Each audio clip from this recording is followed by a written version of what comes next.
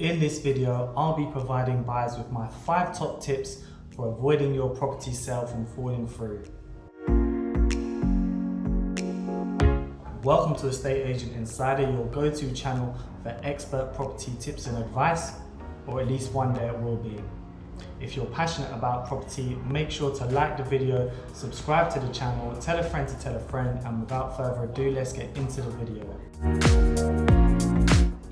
A sales fall through is when an agreed property sale gets terminated between the point of the buyer and seller agreeing on a sale price and exchange of contracts. Statistically speaking, 1 in 3 sales do fall through during this process, whether it's the buyer or the seller who have pulled out of the deal. On occasion, a sale will fall through even when you have done everything in your power to avoid this, so do keep this in mind. Tip number 1, where possible, ensure your seller is chain free. A property chain is defined as a list of buyers and sellers connected together because each person is buying a property from someone else in the chain and selling to another in the chain. The chain begins with someone who is only buying and ends with someone who is only selling. Therefore, if you're a first-time buyer, there is no chain on your side because you have nothing to sell. Ideally, the seller of the property you want to purchase from has no onward chain, meaning they are not using the proceeds of the sale to purchase another property. The larger the chain, the higher the chance there is of the sale falling through. Of course, this is something that is out of your control as you can't plan what your seller's position will be, but it's always worth asking the agent whether the seller is in a chain and keeping this in mind during the conveyancing process. Ultimately, the smaller the chain, the better, with no chain being the optimal situation. Tip number 2, instruct a reputable solicitor to deal with the conveyancing process. You will be required to instruct a solicitor once you have had an offer accepted on a property.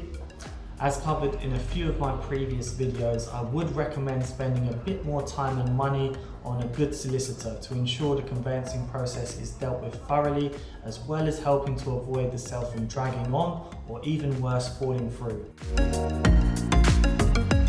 Tip number 3, have your mortgage in principle ready before you submit an offer on the property. The conveyancing process will have less delays if you can get as much done in advance as possible, such as acquiring a mortgage in principle as well as instructing a solicitor. Ideally, you would have contacted a mortgage broker before you start to even view any properties.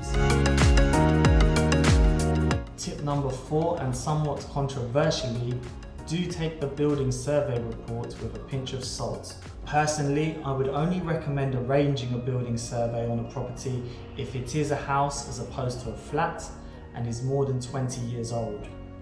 If the property you are buying is a flat, a maisonette or house built in the last 20 years, then I would suggest getting a home buyer survey should be sufficient rather than a full building survey. If, however, you are buying, say, a Victorian house, for example, then I would arrange a building survey. The survey reports do typically err on the side of caution, and quite often the issues raised in these reports aren't quite as concerning as the way in which they are presented. It's therefore worth calling the surveyor to discuss the report in more detail to get a better understanding of the issues raised and how much works are necessary in the immediate future. Last but not least, tip number 5, keep calm and be prepared for issues to arise.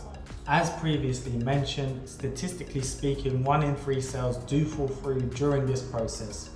In addition, it's not uncommon for significant delays to occur or for the agreed sale price to be renegotiated. If a seller tries to renegotiate a higher price during the conveyancing process, this is known as gazumping. For example, you have agreed a sale price of £300,000 for their property, and a month later they say they will only proceed if you can increase your offer to £310,000.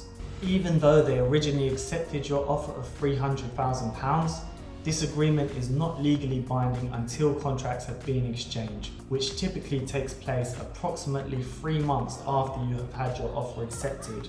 Therefore, there is nothing stopping the buyer or seller from renegotiating the agreed sale price during this period. Because of all these potential stumbling blocks which can occur during the conveyancing process, it's important to try and keep a calm head, as unfortunately these issues come with the territory, and very rarely will it be a completely smooth process without any issues arising at all. To conclude, we firstly need to accept that the conveyancing process is filled with stumbling blocks and issues are likely to arise along the way. And as such, there is always a possibility that the sale could fall through, despite you doing everything in your power to prevent this. Accepting this in advance will prepare you emotionally for the ups and downs and hopefully help you keep a clearer mind during this process. In addition, ensuring you have everything in place, such as a solicitor and mortgage in principle before your offer is accepted, will help make it a smoother transition. Also, ideally ensure your seller is chain-free where possible, or at least in the smallest chain as possible. If you would like to find out more about the conveyancing process and property fall-throughs, then feel free to ask any questions in the comments section. As always, do like the video, subscribe to the channel, and I look forward to seeing you next time. Cheers.